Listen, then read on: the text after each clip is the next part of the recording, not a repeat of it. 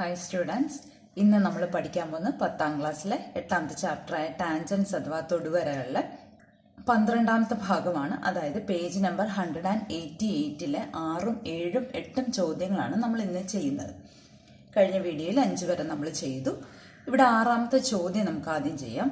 Prove that the radius of the incircle of any equilateral triangle is half the radius of its circumcircle.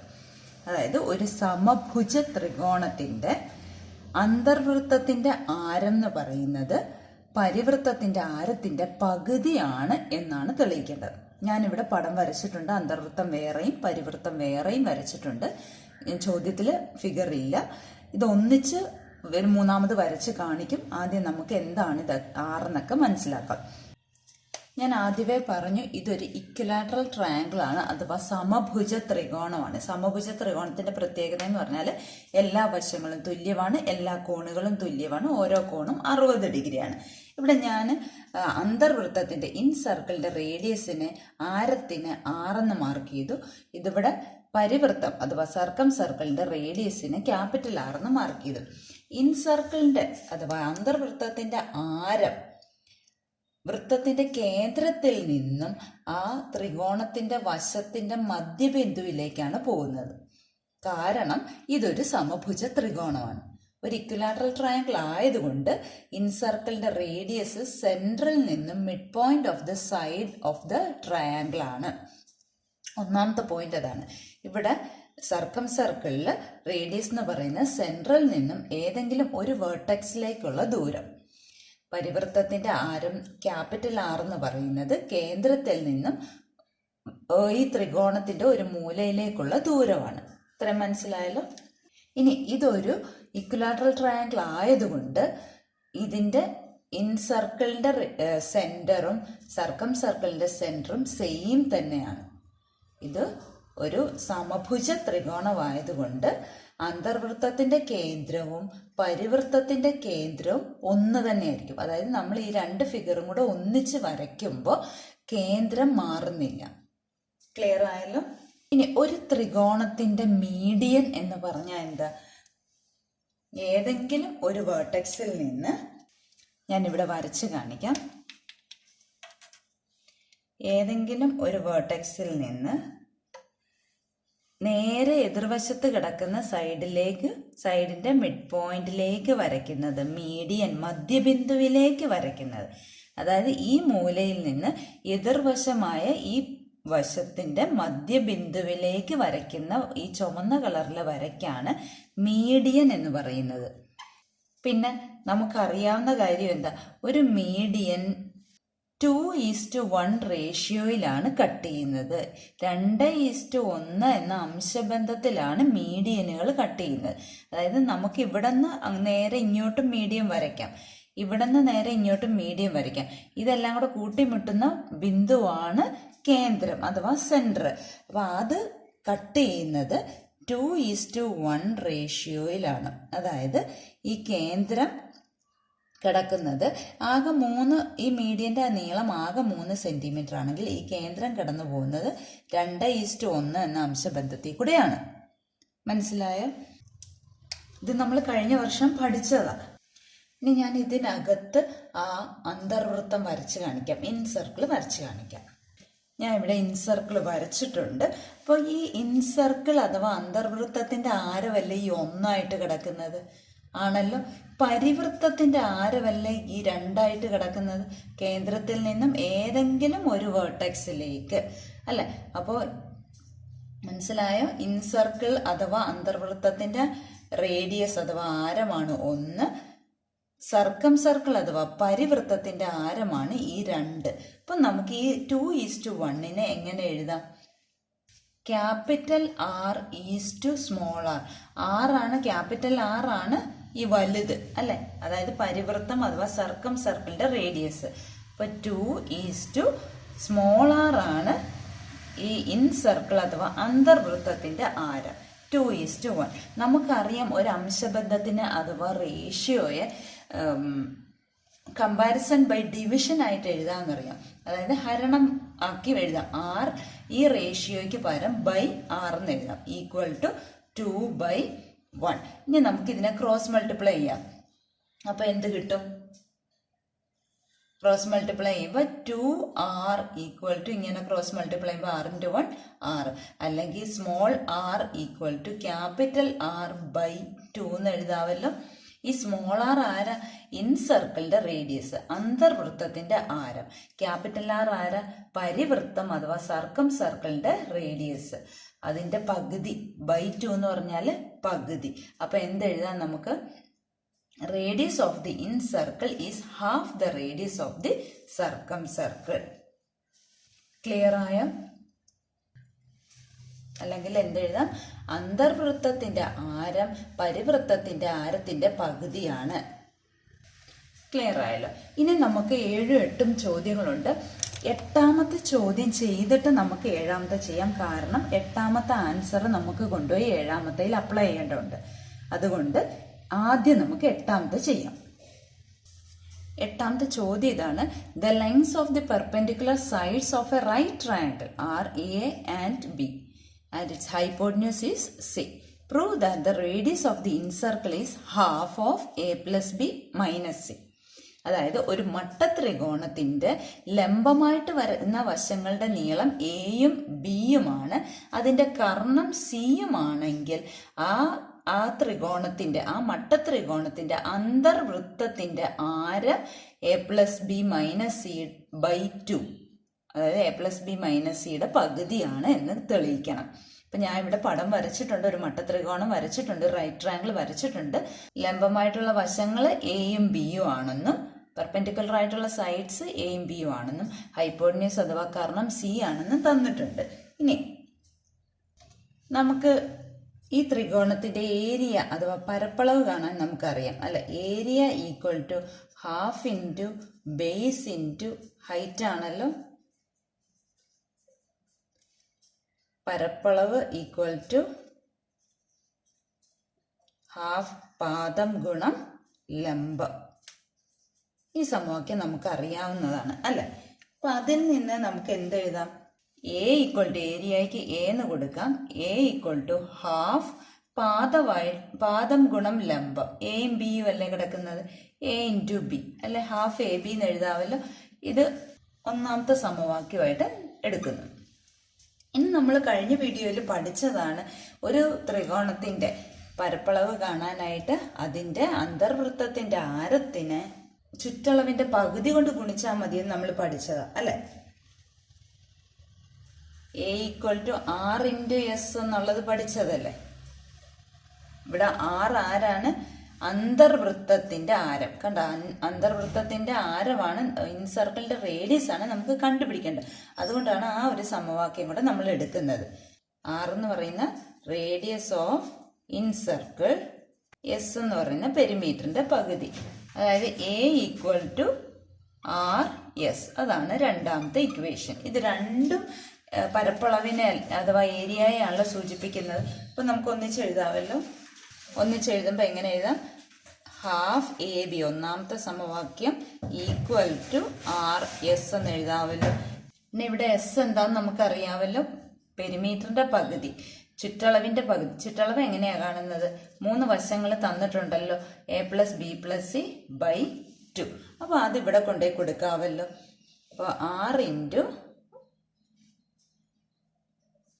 A plus B plus C by 2 കിട്ടിയല്ലോ. ഇത് രണ്ടും തുല്യമാണ്, രണ്ടും area അഥവാ പരപ്പളവ് കാണാനുള്ളതാണ്.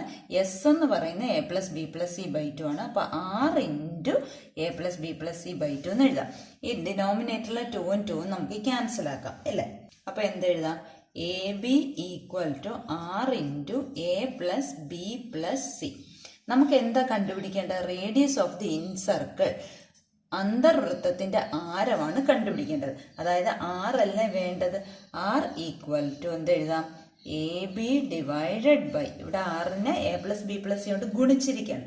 ആ ഗുണിച്ചിരിക്കുന്ന അപ്പുറത്ത് പോകുമ്പോൾ ഹരണമാവും. A plus B plus C. ഇവിടെ ഏതെങ്കിലും നമുക്കറിയാവോ? എ പ്ലസ് ബി പ്ലസ് സിയോ എ ബിയോ എന്തെങ്കിലും നമുക്ക് അറിയാവോ? ഒന്നും അറിയത്തില്ല. പക്ഷെ നമുക്ക് അറിയാവുന്ന ഒരു സംഗതിയുണ്ട്. ഇത് റൈറ്റ് ട്രയാങ്കിൾ ആണ്, മട്ട ത്രികോണമാണ് അല്ലെ.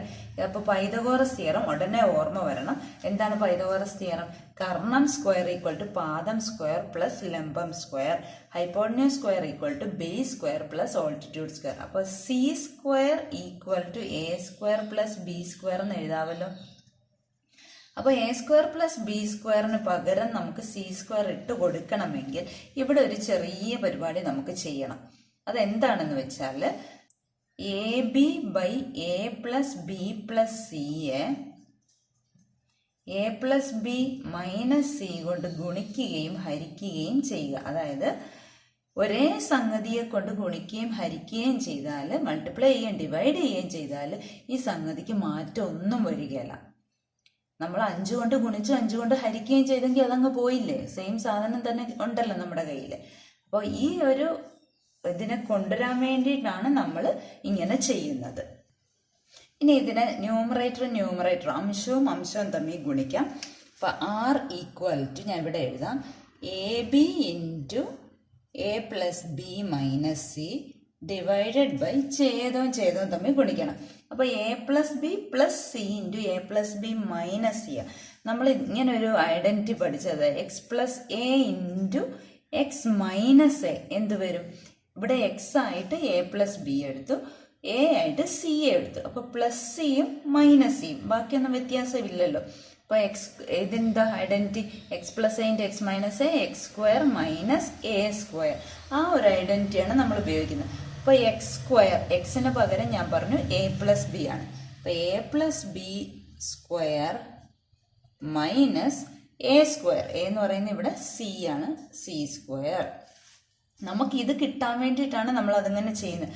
അപ്പൊ എ പ്ലസ് ബി, നമുക്ക് A plus B whole square ആണ് കിട്ടിയിരിക്കുന്നത്. ഇവിടെ A square plus B square രണ്ടും രണ്ടാണ്. അപ്പൊ ഇതിനെ നമുക്കൊന്ന് എക്സ്പാൻഡ് ചെയ്യണം. A plus B whole square എന്താണ്? എ പ്ലസ് ബി ഹോൾ സ്ക്വയറും പഠിച്ചതാണ്. A square plus 2ab plus B square.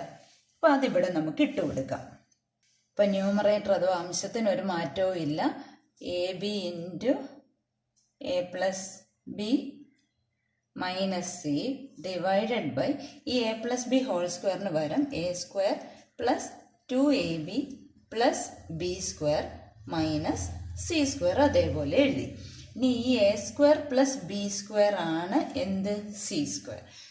R equal to A B into A plus B minus C divided by ഈ എ സ്ക്വയർ പ്ലസ് ബി സ്ക്വയറിന് പകരം C square കൊടുത്തു, പിന്നെ plus 2ab എഴുതി, പിന്നെ ഇവിടെ മൈനസ് സി സ്ക്വയർ ഉണ്ട്. അപ്പൊ C square minus C square cancel ആയി പൊക്കോളുമല്ലോ. പിന്നെ ബാക്കി എന്തുണ്ട്? ഡിനോമിനേറ്ററിൽ ഛേദത്തിൽ 2ab മാത്രമേ ഉള്ളൂ. അപ്പൊ നമുക്ക് ഇതിനെ എങ്ങനെ എഴുതാം? R equal to A B into A plus B minus C divided by 2ab എന്ന് എഴുതാം. ഈ എ ബിയും എ ബിയും ക്യാൻസൽ ആയില്ലേ. അപ്പൊ ബാക്കി എന്തുണ്ട്? R equal to 1/2 into A plus B minus C. ഈ ബൈ 2 ഡിനോമിനേറ്ററുള്ളത് ഇങ്ങനെ ഒന്നിച്ച് പുറത്തോട്ട് 1/2 എന്നാക്കി A plus B minus C. അതല്ലേ നമുക്ക് തെളിയിക്കേണ്ടത്. അതായത് അന്തർവൃത്തത്തിന്റെ ആരം, radius of the incircle R equal to half into A plus B minus C. ഇനി ഈ ഒരു സമവാക്യമാണ് നമ്മൾ 7ാമത്തെ ചോദ്യത്തിൽ കൊണ്ടുപോയി ഇടുന്നത്. അപ്പൊ ഇനി മനസ്സിലായല്ലോ, നന്നായിട്ട് എഴുതി പഠിക്കണം, ഇമ്പോർട്ടൻറ്റ് ചോദ്യമാണ്. ഇനി നമുക്ക് 7ാമത്തെ ചോദ്യം ചെയ്യാം. ഇവിടെ 7ാമത്തെ ചോദ്യം ഇതാണ്. Prove that if the hypotenuse of a right triangle is h and the radius of its incircle is r, then its area is r into h plus r. ഒരു മട്ടത്രികോണത്തിന്റെ കർണം h-ഉം അതിന്റെ അന്തർവൃത്തത്തിന്റെ ആരം ആറുമാണെങ്കിൽ ആ ത്രികോണത്തിന്റെ പരപ്പളവ് എന്ന് പറയുന്നത് r into h plus r ആണെന്ന് തെളിയിക്കുക. ഇവിടെ ഞാൻ പടം വരച്ചിട്ടുണ്ട്, അന്തർവൃത്തവും വരച്ചിട്ടുണ്ട്. ഒരു മട്ടത്രികോണമാണ്. ഇതിന്റെ ലംബമായിട്ടുള്ള പെർപെൻഡിക്കുലർ ആയിട്ടുള്ള വശങ്ങളുടെ നീളങ്ങൾ എയും ബിയും ആണ്. നേരത്തെ നമ്മൾ ചെയ്ത പോലെ തന്നെ അവിടെ ഹൈപ്പോട്ടന്യൂസിന് അഥവാ കർണത്തിന് സി എന്ന് കൊടുത്തു, ഇവിടെ ഹൈപ്പോട്ടന്യൂസ് എച്ച് എന്ന് കൊടുത്തു. അത് മാത്രമേ വ്യത്യാസമുള്ളൂ. നമുക്കിവിടെ കണ്ടുപിടിക്കേണ്ടത് ഏരിയ ആണ് അഥവാ പരപ്പളവ്. എങ്ങനെയാണ് പരപ്പളവ് കാണുന്നത്? ഒരു ത്രികോണത്തിന്റെ അന്തർവൃത്തമുണ്ട്. ആ അന്തർവൃത്ത കേന്ദ്രം. അതിലേക്ക് 3 മൂലകളിൽ നിന്നും ജോയിൻ ചെയ്യുക. അപ്പം നമുക്ക് 3 ത്രികോണങ്ങൾ കിട്ടിയിട്ടുണ്ട്. ആ 3 ത്രികോണങ്ങളുടെയും പരപ്പളവുകൾ കൂട്ടിയാൽ മതി, ഏരിയ കൂട്ടിയാൽ മതി. ഇനി ഇവിടെ ഓരോ ത്രികോണത്തിൻ്റെയും ഹൈറ്റ് എന്ന് പറയുന്നത് ഇതിൻ്റെ ആരമാണ്. അത് പ്രത്യേകം ശ്രദ്ധിക്കുക. ഇങ്ങോട്ട് വരയ്ക്കുമ്പോൾ ഇതാണ് ആരം, ഇങ്ങോട്ട് വരയ്ക്കുമ്പോൾ ഇത് ആരമാണ്. അപ്പം നമുക്ക് ആദ്യം ഈ ത്രികോണം എടുക്കാം. എ ബേസ് ആയിട്ട് വരുന്ന, എ ഒരു വശമായിട്ട് വരുന്നത് ത്രികോണം. ഈ ത്രികോണത്തിന്റെ പരപ്പളവ് half into base into height ആണ്. ഹാഫ് ഇൻറ്റു പാദം ഗുണം ലംബമാണല്ലോ. അപ്പൊ ഹാഫ് ഇൻറ്റു പാദം എന്ന് പറയുന്നത് ഈ എയും ഹൈറ്റ് എന്ന് പറയുന്നത് ഇങ്ങോട്ട് വരയ്ക്കുന്ന ഈ ആരം 6, അതായത് അന്തർവൃത്തത്തിന്റെ ആരം, ഇൻസർക്കിളിന്റെ റേഡിയസ് 6. അതാണ് ഒന്നാമത്തെ ത്രികോണത്തിന്റെ പരപ്പളവ്. ഇനി രണ്ടാമത്തെ ത്രികോണം എന്ന് പറയുന്നത് ബേസ് ബി ആയിട്ട് വരുന്നത് എടുക്കാം. അപ്പൊ ഹാഫ് ഇൻറ്റു ബേസ് ബി പാദം ഗുണം ലംബം എന്ന് പറയുന്നത് അവിടെയും 6 തന്നെയാണ്. പ്ലസ് മൂന്നാമത്തെ ഈ ത്രികോണം എടുക്കുക. ഹാഫ് ഇൻറ്റു ബേസ് എച്ച് ആണ്, ആരം 6 ആണ്. ഇവിടെ എല്ലാം ഹാഫ് കോമൺ ആണ്. പിന്നെ എന്താ എഴുതാം? A plus B plus H into 6 എഴുതാമല്ലോ. ഇനി നമ്മൾ കഴിഞ്ഞ പ്രോബ്ലത്തിൽ, അതായത് 8ാമത്തെ പ്രോബ്ലത്തിൽ 6 എന്താന്ന് പഠിച്ചു. അതായത് ഇൻസർക്കിളിന്റെ റേഡിയസ് കണ്ട, റേഡിയസ് ഓഫ് ദി ഇൻസർക്കിൾ, അന്തർവൃത്തത്തിന്റെ ആരം എന്താണെന്ന് നമ്മൾ പഠിച്ചു. R equal to A plus B minus C ആണ് അവിടെ ഉപയോഗിച്ചത്. ഇവിടെ നമ്മൾ എച്ച് ആണ്. രണ്ടും ഒന്ന് തന്നെയാണ്, കർണം തന്നെയാണ്, ഹൈപ്പോട്ടന്യൂസ് തന്നെയാണ്. മൈനസ് എച്ച് ബൈ 2 എന്ന് പഠിച്ചു അല്ലേ? അതിൽ 1/2 ഇൻറ്റു. ഇനി ഇത് നമുക്ക് ക്രോസ് മൾട്ടിപ്ലൈ ചെയ്യാം. അപ്പൊ 2r ഈക്വൽ ടു എന്തെന്ന് വന്നു? A plus B minus H എന്ന് വന്നല്ലോ. അല്ലെങ്കിൽ ഈ എ പ്ലസ് ബി മാത്രം നമുക്ക് വലതുവശത്ത് ഇടാം. എന്നിട്ട് മൈനസ് എച്ച് ഇപ്പുറത്തോട്ട് പോകുമ്പോൾ എന്ത് വരും? 2r plus H equal to A plus B എന്ന് വന്നല്ലോ.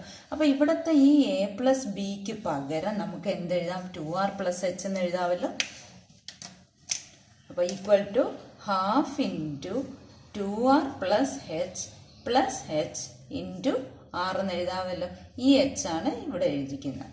ഇനി 2 പ്രാവശ്യം എച്ച് വന്നിട്ടുണ്ടല്ലോ. അപ്പൊ half into 2r plus 2h into 6 എന്ന് എഴുതാമല്ലോ. ഇനി 2 കോമൺ ആയിട്ട് എടുക്കുമ്പം half into 2 into r plus H into 6 എന്ന് എഴുതാം. എന്നിട്ട് ഈ 2ഉം 2ഉം ക്യാൻസൽ ആയി പോയി കഴിയുമ്പോൾ പിന്നെ എന്ത് വന്നു? r plus H into 6. അത് തന്നെയല്ലേ എച്ച് പ്ലസ് ആർ ഇൻറ്റു 6ഉം. അപ്പൊ ഏരിയ എ ഈക്വൽ ടു നമുക്ക് എന്ത് കിട്ടി? Area A equal to 6 into H plus 6 എന്ന് നമുക്ക് കിട്ടി. ക്ലിയർ ആയോ? ഈ ഏരിയ എന്താണ്? പരപ്പളവ്. പരപ്പളവ് സമം 6 ഇൻറ്റു എച്ച് പ്ലസ് 6 എന്ന് കിട്ടി. അപ്പൊ ഈ 3 ചോദ്യങ്ങൾ ഇമ്പോർട്ടൻ്റ് ആണ്. നല്ല രീതിയിൽ എഴുതി പഠിക്കുക. ഇനി നമുക്ക് ലാസ്റ്റ് ചോദ്യം അടുത്ത വീഡിയോയിൽ ചെയ്യാം.